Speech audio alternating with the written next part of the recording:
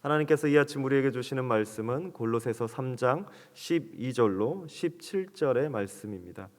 골로새서 3장 12절에서 17절의 말씀 우리 한 절씩 교독하도록 하겠습니다. 그러므로 너희는 하나님이 택하사 거룩하고 사랑받는 자처럼 긍휼과 자비와 겸손과 온유와 오래 참음을 옷 입고 누가 누구에게 불만이 있거든 서로 용납하여 피차 용서하되 주께서 너희를 용서하신 것 같이 너희도 그리하고 이 모든 것 위에 사랑을 더하라. 이는 온전하게 매는 띠니라. 그리스도의 평강이 너희 마음을 주장하게 하라. 너희는 평강을 위하여 한 몸으로 부르심을 받았나니 너희는 또한 감사하는 자가 되라. 그리스도의 말씀이 너희 속에 풍성히 거하여 모든 지혜로 피차 가르치며 권면하고 시와 찬송과 신령한 노래를 부르며 감사하는 마음으로 하나님을 찬양하고 또 무엇을 하든지 말에나 일에나 다 주 예수의 이름으로 하고 그를 힘입어 하나님 아버지께 감사하라. 아멘. 지난 주말 우리는 골로새서 3장 초반의 말씀을 통하여 새 사람을 입은 그리스도인들이 배척해야 될 세 가지 죄에 대해서 알아보았습니다. 바울은 예수 그리스도와 합하여 한 몸이른 우리 성도들이 하나님 앞에서 범죄하지 아니해야 될 죄 세 가지를 이야기했습니다. 그 첫 번째는 성적인 죄였고, 두 번째는 분노의 죄였고, 마지막 세 번째는 거짓의 죄였습니다.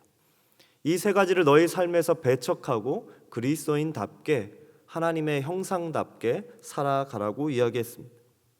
하나님의 형상으로 새 옷을 입은 사람은, 새롭게 된 사람은 타인을 자신의 쾌락과 정욕의 도구로 이용하지 않는다. 하나님의 사람으로 새 사람을 입은 사람은 타인을 대할 때 하나님의 형상으로, 그 사람도 하나님의 모습으로 대하기 때문에 이러한 죄를 저지를 수 없다라고 우리에게 권면했습니다.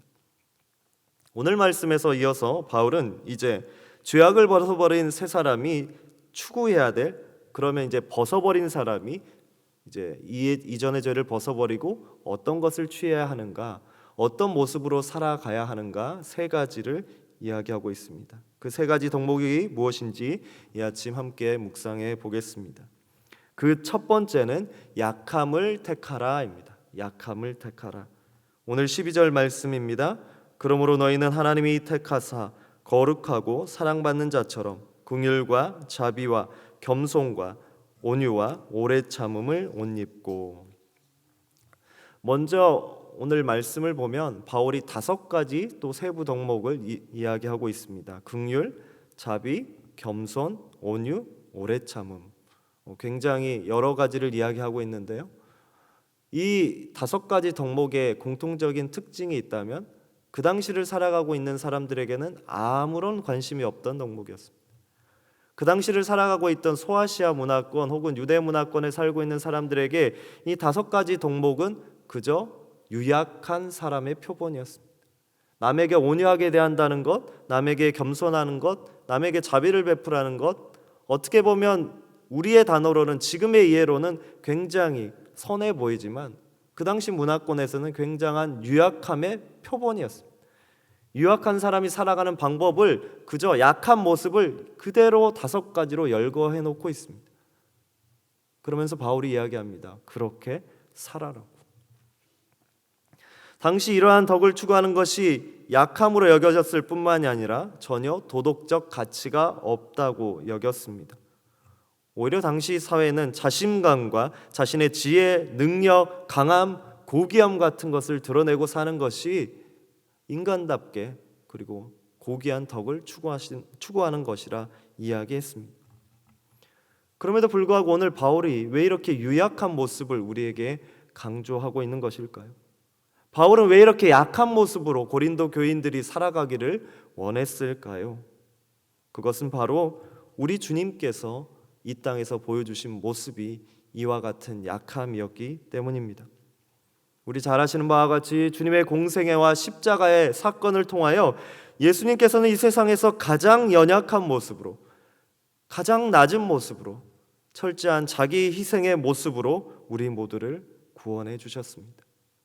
그렇기 때문에 바울은 오늘 골로새서뿐만이 아니라 고린도전서에서 그 약함의 의미를 이렇게 증언합니다. 유대인은 표적을 구하고 헬라인은 지혜를 찾으나 우리는 십자가에 못 박힌 그리스도를 전하니 유대인에게는 거리끼는 것이요 이방인에게는 미련한 것이로되 그리스도는 하나님의 능력이요 하나님의 지혜니라. 하나님의 어리석음이 사람보다 지혜롭고 하나님의 약하심이 사람보다 강하니라. 아멘. 그 하나님의 약하심이 오늘 우리를 구원의 은총에 이르게 했습니다. 그 하나님의 약하심을 통해 하나님을 우리를 오늘 또 강함으로, 궁극적인 강함으로 이끌고 계십니다. 그 강함이 무엇입니까? 주님이 우리에게 보여주신 강함이 무엇입니까? 이 세상의 모든 고난과 저주와 공포와 불안을 한 번에 십자가에서 약한 모습으로 다 승리해 주셨습니다. 주님께서 그 저주받은 모습으로, 그 비천한 모습으로, 세상은 지혜도 아니고 기적도 아니라는 그 모습으로 우리를 구원해 주신 것입니다. 그 주님의 하나님의 사랑을 십자가에서 만나게 하셨습니다. 그 하나님의 약함과 그 하나님의 사랑이 오늘 우리를 살아가게 하시는 줄 믿으시기 바랍니다. 그 약함을 택하게 될 때 우리는 그 다음 덕목으로 이어질 수 있습니다. 그 두 번째는 서로 용서하라입니다. 13절 말씀입니다. 누가 누구에게 불만이 있거든 서로 용납하여 피차 용서하되 주께서 너희를 용서하신 것 같이 너희도 그리하고. 이 말씀 볼 때 뭔가 비슷한 구절이 떠오르시지 않습니까? 머릿속에 뭔가 비슷한 구절이 생각나시지 않습니까? 주님께서 우리에게 이렇게 가르쳐 주셨죠. 바울이 이야기하기 이미 전에 주님께서 이렇게 기도하라 하면서 이렇게 말씀하셨습니다. 우리가 우리에게 죄 지은 모든 사람을 용서하오니 우리 죄도 사하여 주시옵고. 우리 이 말씀 볼 때 조금 다시 이해할 필요가 있습니다. 우리 이 구절을 읽을 때 이렇게 이해할 수 있습니다. 내가 남을 용서했기 때문에 주님 이제 나의 죄도 용서하여 주십시오라고. 이 문장을 읽을 때 순서대로 읽으면 내가 남을 용서했기 때문에 주님 그 모습을 보시고 주님도 나를 용서해 주십시오라고 이해할 수 있습니다. 하지만 본디 이 헬라어 원래 이 구절의 순서를 보면 이렇게 쓰여졌지만 그 본래의 의미는 반대입니다. 하나님께서 우리의 죄를 사해 주셨기 때문에 내가 남을 용서할 수 있습니다 라는 뜻입니다. 나의 의지로 남을 용서하는 것이 아니라, 나의 의지로 하나님의 용서를 구하는 것이 아니라 하나님께서 우리를 용서해 주셨기 때문에 그 은혜에 힘입어 나도 남을 용서하겠습니다라는 결단의 표현입니다. 주님은 세상 그 누구도 용서해 줄 수 없는 나의 추악한 삶을 용서해 주셨습니다. 그 누구도 용서할 수 없는 나의 추악한 죄를 단번에 십자가에서 용서해 주시고 지금도 매 순간마다 우리에게 회개의 기회를 허락하고 계십니다. 나를 그렇게 용서해 주셨는데 우리가 다른 이를 용서할 수 없을까요? 사실 남을 용서한다는 건 쉽지 않습니다. 그러나 우리 주님이 그러하셨듯 너희도 용서하라고 바울은 오늘 이야기하고 있습니다. 이 말씀 준비하면서 제가 아는 아프리카 한 선교사님의 이야기가 생각났습니다.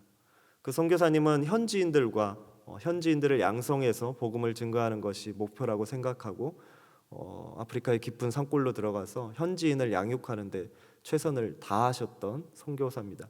지금도 선교를 하고 계시지만 그 중에서 선교를 하다 보니까 정말 신실하고 정말 훈련 받을 만하고 장래가 촉망한 한 젊은이가 있었답니다. 그래서 그 젊은이를 선교센터로 불러와서 5년 동안 먹고 재우고 신학 공부도 시키고 경제적으로도 지원해 가면서 이제 전도사를 만들려고 열심히 이렇게 후원했다고 합니다. 그런데 정말 그 청년이 열심히 했대요. 열심히 하고 누구 보기에도 모범적이고. 그래서 선교사님이 이제 안식년이 되셔서 그 청년에게 선교센터를 맡기고 한국으로 돌아오셨는데 뭔가 이상한 소문이 들리더래요. 그래서 무슨 일인가 싶어서 일정보다 빨리 한국 일정을 마무리하고 현지에 돌아갔더니 선교센터가 텅텅 비어 있고 모든 기자재가 다 어디로 사라졌고 심지어 선교 헌금으로 모아놓은 저 깊은 금고에 모아둔 돈들도 다 사라졌더랍니다.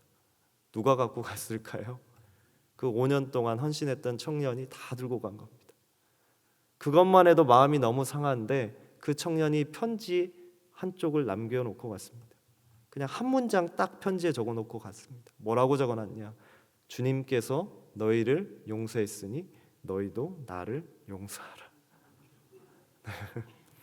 선교사님이 그 편지를 받고 충격이 너무 심하셔서 실어증이 걸리셔가지고 한동안 아무 말도 못 하셨답니다.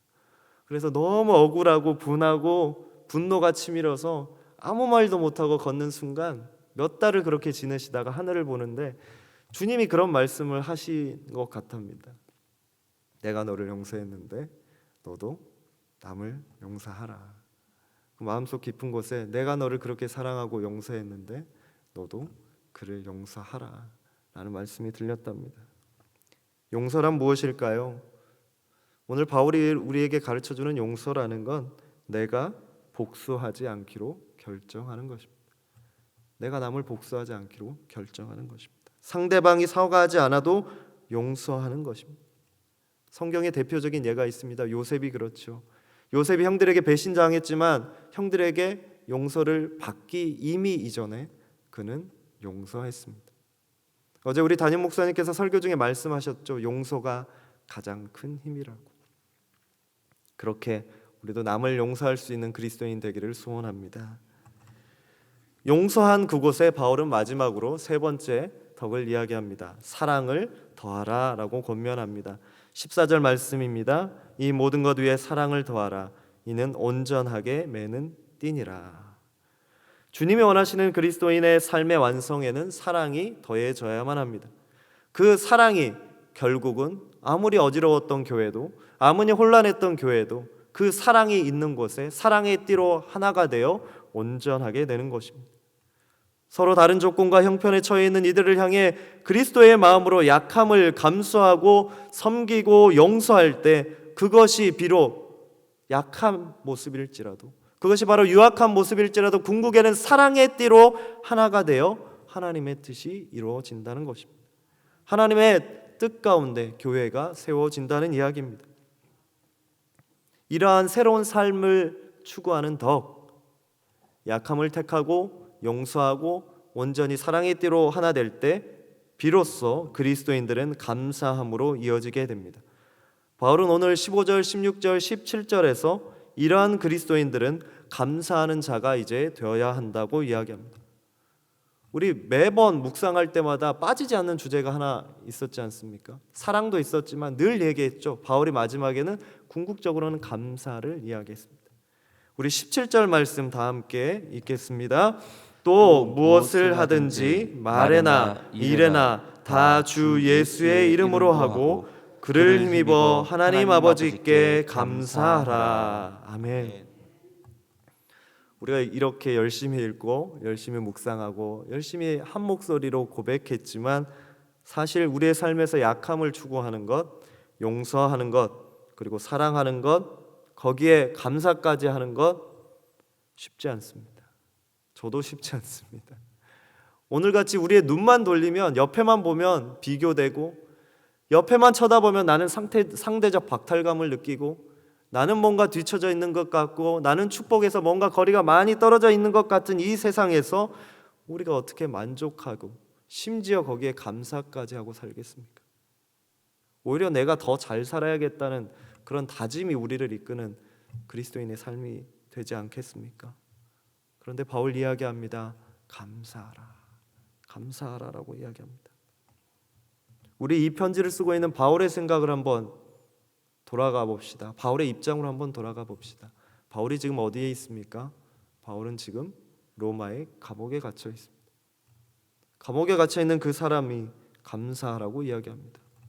과연 그가 감사할 수 있는 요건들이 인간적인 눈에 있었을까요? 바울이 이 편지뿐만이 아니라 에베소서도 쓰죠. 에베소서는 내용이 무엇입니까? 기뻐하라고 이야기합니다. 감옥에 있는 사람이 어떻게 기뻐합니까? 둘 중 하나일 겁니다. 정신 이상이거나 아니면 진정으로 하나님의 은혜를 체험했거나. 우리는 알고 있습니다. 바울이 그곳에서 깊은 하나님의 은혜 가운데 이 편지를 써내려 간 것을 우리는 잘 알고 있습니다. 바울이 이야기하고 있는 복음, 그리고 오늘 우리가 붙들고 있는 이 복음의 은혜는 우리를 바꾸게 합니다. 우리의 시선을, 우리의 관점을 바꾸게 합니다. 외부의 것에 집착되어 있는 눈을 이제 돌려서 하나님께로 올라가게 합니다. 한 주간 시작하는 월요일 아침입니다. 또 한 주간을 살아갈 걸 생각하며 여전히 빡빡하고 우리의 기도 제목은 여전히 산적해 있습니다. 그럼에도 불구하고 오늘 우리의 하루 삶 속에서, 그리고 한 주간의 삶 속에서 그렇게 우리를 새롭게 하고 계시고, 새롭게 하셨고, 새롭게 하고 계시고, 또 앞으로 새롭게 하실 그 하나님의 은혜를 기대하시고 소망하시는 여러분이 되시기를 바랍니다. 조선시대의 한 문장가의 표현을 빌려서 오늘 이 설교를 마무리하려고 합니다. 우리의 삶을 그리스도 안에서 복음으로 직시하게 되면 바로 그때 잃어버렸던 감사가 보일 것이고, 그때 보이는 감사는 이전과 같지 않을 것입니다. 바로 그 감사가 오늘 여러분의 삶에 가득하기를 주님의 이름으로 축원드립니다. 기도하겠습니다.